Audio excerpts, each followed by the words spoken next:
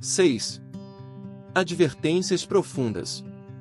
Irmãos nossos, prosseguiu Telésforo, sob o calor de sagrada inspiração, fazem-se ouvir na terra gritos comovedores de sofrimento.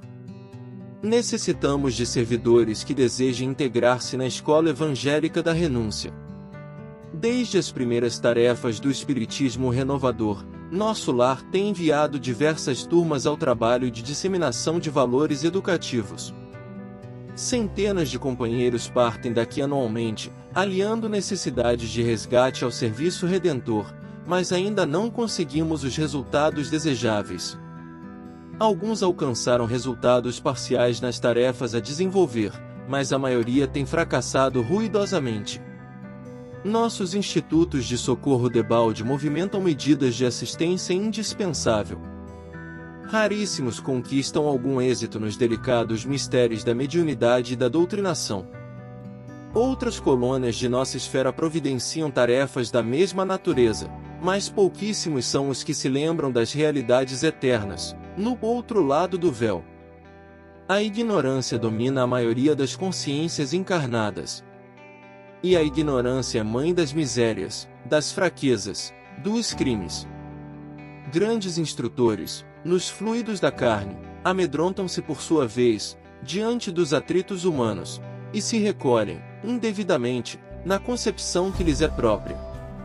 Esquecem-se de que Jesus não esperou que os homens lhe atingissem as glórias magnificentes e que, ao invés, desceu até ao plano dos homens para amar, ensinar e servir. Não exigiu que as criaturas se fizessem imediatamente iguais a ele, mas fez-se como os homens, para ajudá-los na subida áspera. E, com profundo brilho no olhar, Telésforo acentuou, depois de pequeno intervalo: se o Mestre Divino adotou essa norma, que dizer das nossas obrigações de criaturas falidas? Abstraindo-nos das necessidades imensas de outros grupos, procuremos identificar as falhas existentes naqueles que nos são afins. Em derredor de nós mesmos, os laços pessoais constituem extenso campo de atividade para o testemunho. Cesse, para nós outros, a concepção de que a terra é o vale tenebroso, destinado a quedas lamentáveis, e agasalhemos a certeza de que a esfera carnal é uma grande oficina de trabalho redentor. Preparemo-nos para a cooperação eficiente e indispensável.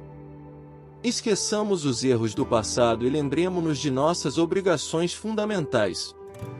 A causa geral dos desastres mediúnicos é a ausência da noção de responsabilidade e da recordação do dever a cumprir.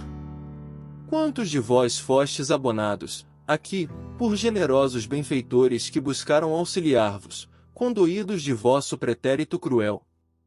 Quantos de vós partistes, entusiastas, formulando enormes promessas?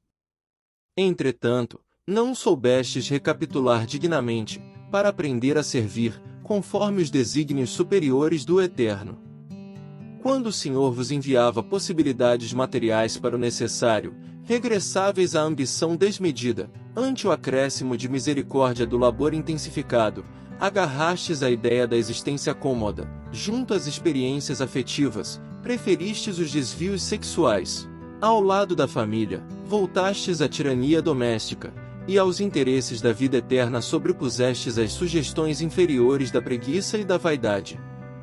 Destes-vos, na maioria, a palavra sem responsabilidade e a indagação sem discernimento, amontoando atividades inúteis. Como médiuns, muitos de vós preferíeis a inconsciência de vós mesmos. Como doutrinadores, formuláveis conceitos para exportação, jamais para uso próprio. Que resultado atingimos?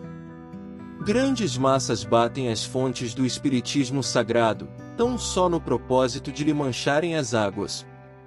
Não são procuradores do reino de Deus os que lhe forçam, desse modo, as portas, e sim caçadores dos interesses pessoais. São os sequiosos da facilidade, os amigos do menor esforço, os preguiçosos e delinquentes de todas as situações, que desejam ouvir os espíritos desencarnados, receosos da acusação que lhes dirige a própria consciência. O fel da dúvida invade o bálsamo da fé, nos corações bem intencionados. A sede de proteção indevida zorraga os seguidores da ociosidade. A ignorância e a maldade entregam-se às manifestações inferiores da magia negra. Tudo porque, meus irmãos? Por que não temos sabido defender o sagrado depósito, por termos esquecido, em nossos labores carnais, que Espiritismo é revelação divina para a renovação fundamental dos homens?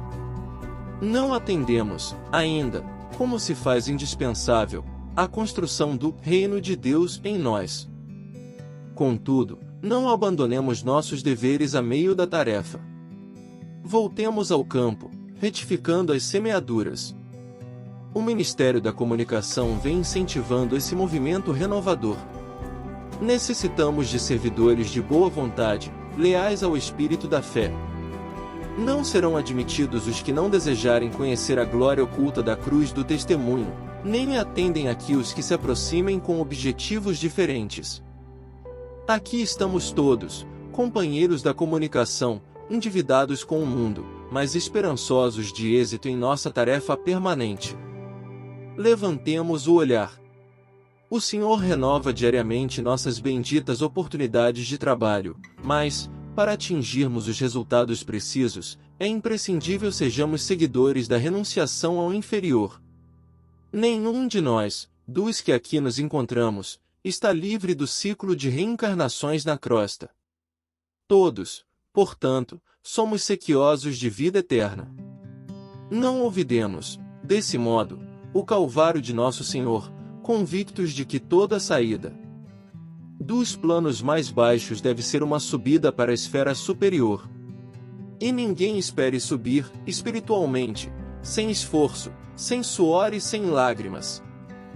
Nesse momento, cessou a preleção de Telésforo, que abençoou a Assembleia, mostrando o olhar infinitamente brilhante e aceitando, em seguida, o braço de Aniceto, para afastar-se. Debaixo de profunda impressão, em face das incisivas declarações do instrutor, observei que numerosos circunstantes choravam em silêncio.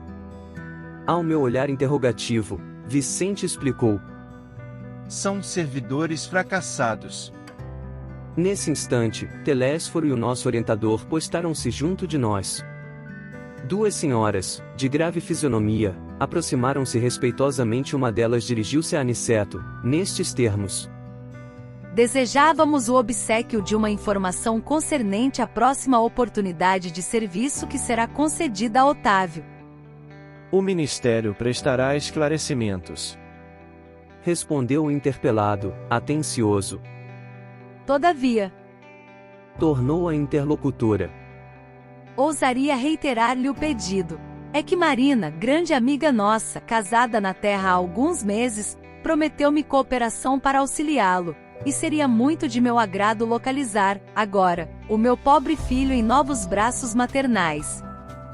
Aniceto esboçou um gesto de compreensão, sorriu e esclareceu, sem afetação: convém não estabelecer o plano por enquanto, porque, antes de tudo, precisamos conhecer a solução do processo de médiuns fracassados, em que está ele envolvido. Somente depois, minha irmã. Volvi os olhos para Vicente, sem ocultar a surpresa, mas, enquanto as senhoras se retiravam conformadas, Aniceto dirigia-nos a palavra. Tenho serviços imediatos, em companhia de Telésforo. Deixo-os, a todos, em estudos e observações aqui no centro de mensageiros. Retirou-se Aniceto com os maiores, e um companheiro declarou alegremente: podemos conversar. Nosso orientador. Explicou-me Vicente, solícito. Considera trabalho útil toda a conversação sadia que nos enriqueça os conhecimentos e aptidões para o serviço. Pelas nossas palestras construtivas, portanto, receberemos também a remuneração devida à cooperação normal. Curioso e surpreendido, indaguei: e se eu tentasse voltar aos assuntos inferiores da terra, esquecendo a conversação edificante? Vicente sorriu e retrucou: o prejuízo seria seu, porque aqui a palavra define o espírito e, se você fugisse à luz da palestra instrutiva, nossos orientadores conheceriam sua atitude imediatamente, porquanto sua presença se tornaria desagradável e seu rosto se cobriria de sombra indefinível.